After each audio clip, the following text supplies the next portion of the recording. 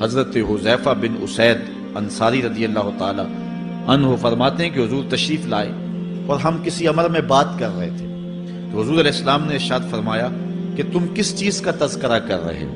تو ہم نے عرض کی حضور ہم قیامت کے بارے میں ذکر کر رہے ہیں۔ تو حضور علیہ السلام نے ارشاد فرمایا کہ قیامت اتنی دیر تک قائم نہیں ہوگی جب تک یہ نشانیاں پوری نہ ہو لیں۔ ان میں سے ایک حضور نے دھوئیں کا ذکر فرمایا، دوسرا دجال کا تذکرہ کیا، تیسرا دابت الارض یعنی یاجوج اور ماجوج کا تذکرہ کیا کہ وہ نکلیں گے، اس طرح سورج کا مغرب سے نکلنا اس کا ذکر کیا، حضرت عیسیٰ علیہ السلام کے نزول کا ذکر کیا۔ اسی طرح حضور علیہ السلام نے زمین کا 3 جگہوں سے بیٹھ جانے کا ذکر کیا، ایک مشرق میں، ایک مغرب میں اور ایک جزیرہ عرب میں، زمین دھنس جائے گی نیچے، اس کا ذکر کیا۔ اور یمن کی جانب سے ایک آگ نکلے گی جو لوگوں کو دھکیل کر کے شام کے میدان میں لے آئے گی، اس کا تذکرہ کیا۔ فرمایا جب تک یہ نشانیاں پوری نہیں ہو جاتی اتنی دیر تک قیامت قائم نہیں ہوگی۔ تو یہ قیامت کے آنے سے قبل جو ہیں وہ نشانیاں ہیں جو ظاہر ہوں گی۔ اس کے علاوہ قیامت آنے سے کچھ اس سے بھی پہلے نشانیوں کا ظہور ہوگا، جس کا ذکر حضور نبی رحمت صلی اللہ علیہ وسلم نے ارشاد فرمایا۔ حدیث جبریل اس پہ بہت معروف ہے، جس کو حضرت عمر بن خطاب رضی اللہ تعالیٰ عنہ روایت کرتے ہیں۔ آقا کریم علیہ السلام کی خدمت میں کہتے ہیں ہم حاضر تھے کہ ایک شخص آیا کہ جس کے سیاہ کالے بال تھے اور سفید رنگ کا اس نے لباس پہنا ہوا تھا، اہل مدینہ سے وہ تھا نہیں، اور اس کے چہرے پر، لباس پر، بشرے پر آثار سفر بھی ظاہر نہیں تھے۔ اگر مقامی ہوتا تو ہم جانتے ہوتے، اور اگر باہر سے آیا ہوتا تو اس کے چہرے پر، لباس پر جو ہے وہ سفر کے آثار ہوتے۔ اس زمانے میں اس طرح کے سفر تو نہیں تھے آسانی اور سہولت والے، تو جو بھی سفر کر کے دور سے آتا تو اس کا چہرہ بتاتا یہ مسافر ہے۔ تو کہا مسافر لگتا نہیں تھا اور اہل مدینہ سے تھا نہیں۔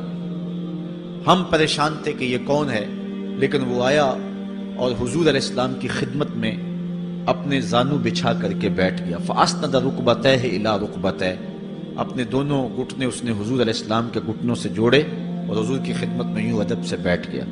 پھر اس نے حضور علیہ السلام سے اسلام کے بارے میں پوچھا، حضور علیہ السلام نے جواب دیا۔ پھر اس نے کہا بالکل آپ نے سچ فرمایا ہے۔ ہم حیران ہوئے، خود ہی سوال کرتا ہے اور خود ہی تصدیق کرتا ہے۔ پھر اس نے حضور سے ایمان کے بارے میں پوچھا، حضور نے کچھ ارشاد فرمایا ایمان یہ ہے، تو اس نے کہا بالکل صدقتا، آپ نے سچ کہا ہے۔ تو ہم پھر حیران ہوئے کہ خود ہی یہ سوال پوچھ رہا ہے اور خود ہی اس کی تائید کر رہا ہے۔ پھر اس نے احسان کے بارے میں پوچھا، تو حضور علیہ السلام نے اس کو جواب دیا کہ احسان یہ ہے کہ اللہ کی عبادت اس طرح کرے کہ تو اسے دیکھ رہا ہے، اور اگر یہ کیفیت نہیں ہے تو کم از کم یہ کیفیت پیدا کر لے کہ وہ تجھے دیکھ رہا ہے۔ اس نے کہا آپ نے سچ کہا۔ پھر اس کے بعد اس نے کہا مجھے اب قیامت کے بارے میں بتائیں۔ حضور علیہ السلام نے فرمایا جو ہے وہ مسئول سائل سے عالم نہیں ہے۔ تو اس نے کہا اچھا پھر مجھے قیامت کی کچھ نشانیاں بیان فرما دیں۔ تو حضور علیہ السلام نے اس شخص کو جو نشانیاں بیان فرمائیں وہ یہ تھی کہ لونڈی اپنی مالکہ کو جنم دے گی، بکریاں چرانے والے، اونٹ چرانے والے، ننگے پاؤں والے اور ننگے بدن والے تم دیکھو گے کہ عمارتیں بنانے میں ایک دوسرے سے آگے بڑھنے کی کوشش کریں گے۔ بہرحال تھوڑی دیر تک وہ حضور کی خدمت میں بیٹھا رہا۔ اس کے بعد جب چلا گیا تو تھوڑی دیر گزری تو حضور نے فرمایا عمر جانتے ہو یہ شخص کون تھا؟ عرض کی اللہ و رسولہ عالم، اللہ اور اس کا رسول جانتا ہے۔ فرمایا یہ جبریل امین تھا جو تمہیں تمہارا دین سکھانے کے لیے آیا تھا۔ تو حضرت جبریل امین نے آ کر کے حضور سے جو 4 سوالات کیے ان میں سے ایک سوال یہ تھا قیامت کب آئے گی اور قیامت کی نشانیاں کیا ہیں؟ تو حضور نے یہ نشانیاں بیان فرمائیں کہ لونڈی اپنی مالکہ کو جنم دے گی، اور یہ نشانی اب ہمارے سامنے ہے کہ آج اولادیں اپنے جو ہے وہ ماں باپ کی آقا بنی ہوئی ہیں، بیٹی آج ماں کی حکمران بنی ہوئی ہے۔ یہ دور جس کی نشاندہی کی وہ بالکل آج ہمارے سامنے ہے۔ حضرت ابو ہریرہ رضی اللہ تعالیٰ عنہ سے ایک روایت ہے جس کو نبی رحمت صلی اللہ علیہ وآلہ وسلم سے وہ بیان کرتے ہیں، بینما النبی صلی اللہ علیہ وسلم یحدث اذ جاء اعرابی فقال متی الساعہ۔ حضرت ابو ہریرہ فرماتے ہیں کہ ہم حضور کی خدمت میں بیٹھے ہوئے تھے، ایک شخص حاضر ہوا، اس نے حضور سے کہا کہ حضور قیامت کب آئے گی؟ یہ سوال کیا، متی الساعہ، قیامت کب آئے گی؟ آقا کریم علیہ السلام نے اس کو جواب دیا، اذا ضیعت الامانہ فانتظر الساعہ، جب امانت کو ضائع کر دیا گیا تو سمجھ لے قیامت آ گئی۔ جب امانت کو ضائع کر دیا جائے گا تو سمجھ لے قیامت آ گئی ہے۔ قالا کیف اضاعتها، عرض کی حضور امانت کو ضائع کرنا کیا مفہوم رکھتا ہے، اس کا مطلب کیا ہے؟ تشریح پوچھی حضور سے، تو حضور علیہ السلام نے جو جواب دیا وہ سماعت کیجئے۔ قالا اذا وسد الامر الى غیر اہلہ فانتظر الساعہ، فرمایا جب معاملات نااہل لوگوں کے سپرد کر دیے جائیں تو سمجھ لے کہ قیامت آ گئی۔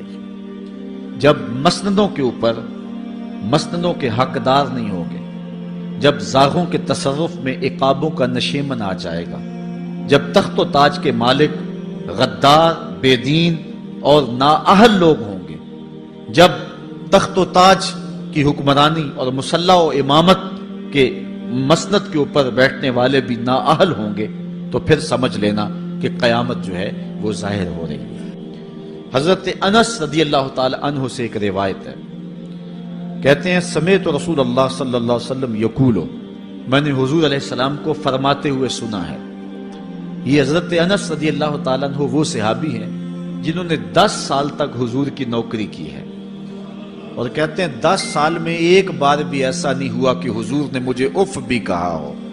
کہتے ہیں کبھی ایسا ہوتا کہ میرے ہاتھ سے کوئی برتن ٹوٹ جاتا، ازواج مطہرات جو ہیں وہ اس پہ ناراض ہونے لگتی تو حضور علیہ السلام روک دیتے، فرماتے اسے کچھ نہ کہو، اس برتن کی عمر ہی اتنی لکھی ہوئی تھی، یہ اتنے عرصے کے لیے ہی پیدا کیا گیا تھا۔ تو آقا کریم علیہ السلام نے جو ہے وہ ازواج مطہرات کو بھی روکا کہ وہ مجھے جھڑکے نہ۔ خدمت رسول اللہ صلی اللہ علیہ وآلہ وسلم 10 سنین، میں نے پورے 10 سال حضور کی نوکری کی ہے۔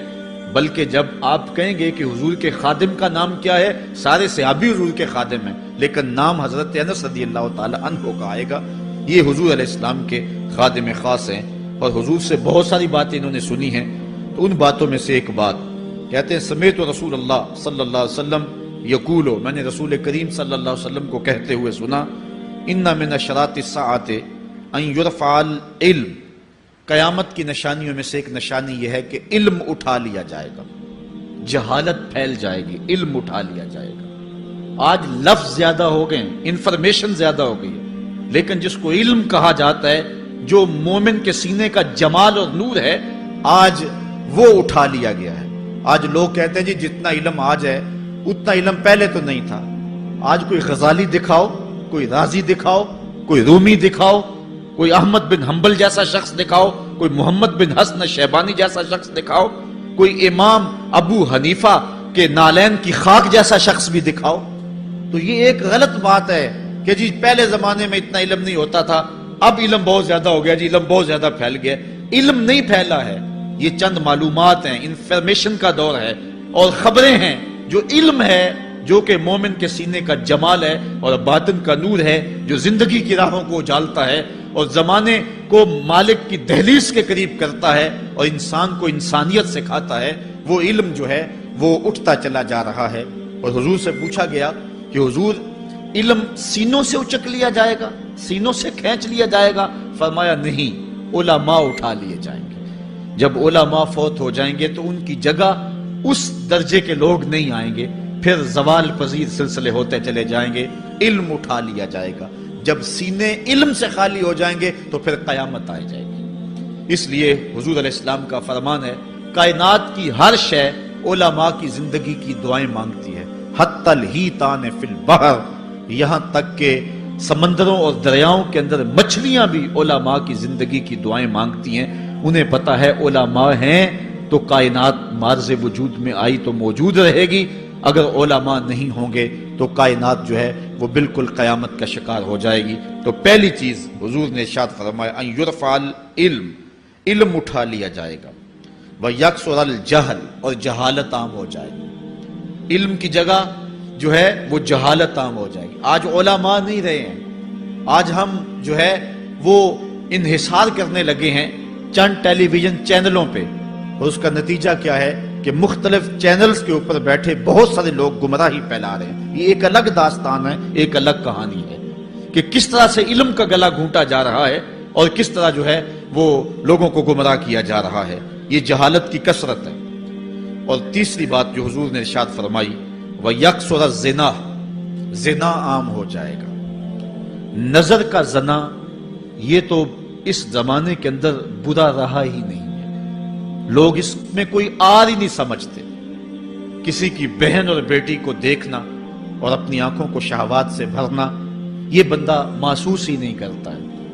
حضور علیہ السلام نے ارشاد فرمایا، من زنا زنیا بہی ولو بہی تانے دارہی، جس نے زنا کیا یہ عمل اس کے گھر بھی لوٹے گا، اگرچہ وہ اپنی دیواریں اونچی اونچی کیوں نہیں کر لیتا۔ اگر آج کوئی کسی کی بہن بیٹی پر اپنی نظروں کو غلیظ کرتا ہے تو وہ یہ کیسے کہہ سکتا ہے کہ میری بہن اور میری بیٹی کسی کی گندی نظروں کا شکار نہیں ہوگی؟ یہ مقافات عمل ہے۔ گندم از گندم بروید جوز جو، از مقافات عمل غافل مشو۔ اس لیے بدکاری پھیل جائے گی، نظر کی بدکاری اور ہر طرح کی بدکاری، اور یہ اتنا برا اور کبھی کام ہے کہ اللہ تعالیٰ جل شانہ نے قرآن مجید میں اسے کھلی بے حیائی قرار دیا ہے۔ آج میڈیا